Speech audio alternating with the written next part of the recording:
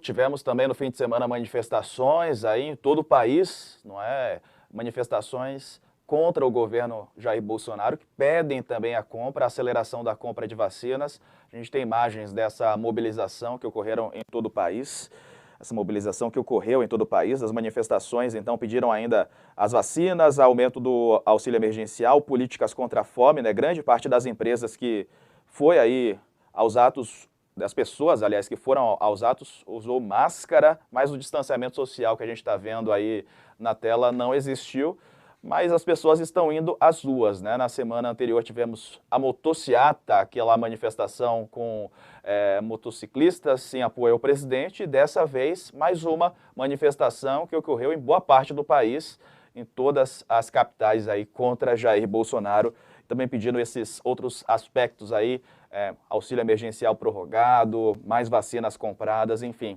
Como é que você observa esse comportamento das ruas, hein, Josias? Olha, essas manifestações do último sábado, elas deixaram claro que o monstro está solto, né? O monstro era como o ex-presidente Juscelino Kubitschek se referia à opinião pública. E quando o monstro foi para as ruas na campanha das diretas, a ditadura definhou até ser derrotada no colégio eleitoral que elegeu o Tancredo Neves. Depois, o mesmo monstro pôs o Collor e a Dilma para fora do Palácio do Planalto, né? E agora o monstro ronca pela queda do Bolsonaro. A pergunta é, o Bolsonaro vai terminar o mandato? Dizia-se que o Bolsonaro não sofreria o impeachment porque as ruas estavam em silêncio. Não estão mais. Em 23 dias, o asfalto roncou 2 vezes, né? E o barulho deste final de semana, deste sábado agora, foi maior do que o barulho do protesto anterior, do dia 29 de maio. E foi um barulho bem maior do que o ronco das motocicletas que desfilaram aí 3 vezes por Bolsonaro, né? Houve um desfile de motocicletas em Brasília, outro no Rio, outro em São Paulo, sempre terminando com um comício do presidente, né? Então, há pelo menos 500 mil motivos para afastar o Bolsonaro. Existem mais de uma centena de pedidos de impeachment no gavetão do presidente da Câmara, o Arthur Lira.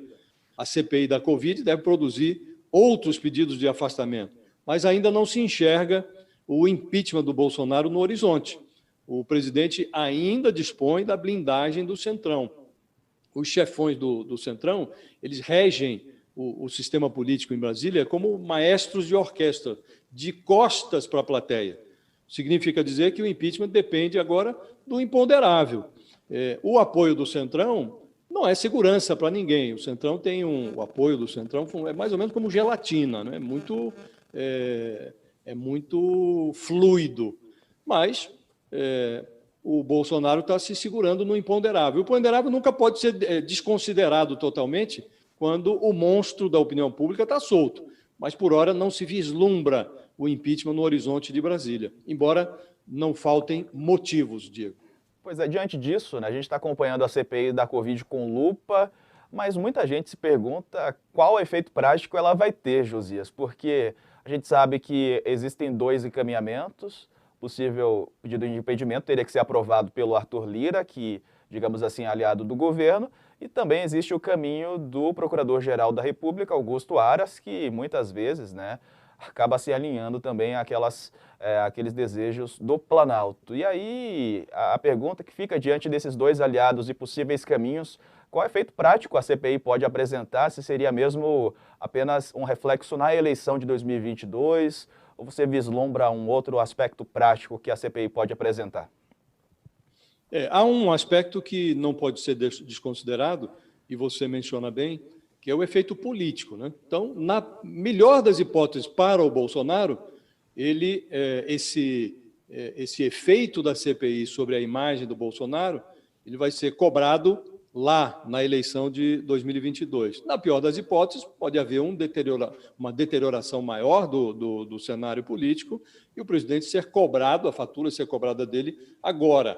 Mas hoje, até o calendário dificulta o impeachment, né? Porque o impeachment da Dilma, por exemplo, consumiu 10 meses entre a apresentação do pedido e a aprovação.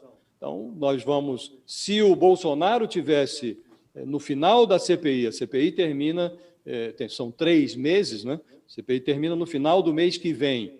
Ainda que se desengavetasse o pedido de impeachment, nós teríamos uma tramitação longa e isso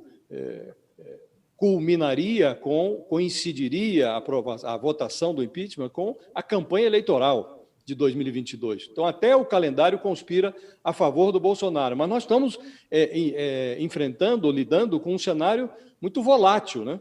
Além de gotícula de saliva contaminada, que estão aí presentes nessas manifestações pró e contra o governo, há na atmosfera um quê de descontrole mesmo. O Bolsonaro está fugindo ao controle do Centrão.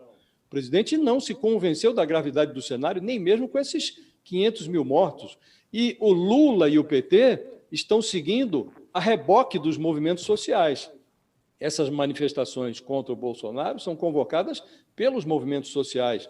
O Lula, que é a principal alternativa ao Bolsonaro, vai a reboque disso tudo. E a terceira via, meio atônita, está engarrafada em reuniões fechadas, sem se dar conta de que 2022 está trafegando pelas redes sociais, que é de onde partem as convocações para essas manifestações de rua, né? Então, esse é o cenário que nós estamos enfrentando. Temos uma pandemia que exigiria uma união de forças para que a gente conseguisse superar esse flagelo, né? E nós estamos com a sociedade absolutamente dividida. Então, o problema do Brasil não é nem sanitário nem moral, ele é dramático. O Bolsonaro transformou a presidência num comício, caiu a máscara do candidato, ele dá expediente na campanha full-time e provoca as reações dessa turma do fora Bolsonaro. E a gente está assistindo esse balé macabro aí, uma espécie de a morte do cisne, só que estrelado por elefantes. É um balé de elefantes mesmo.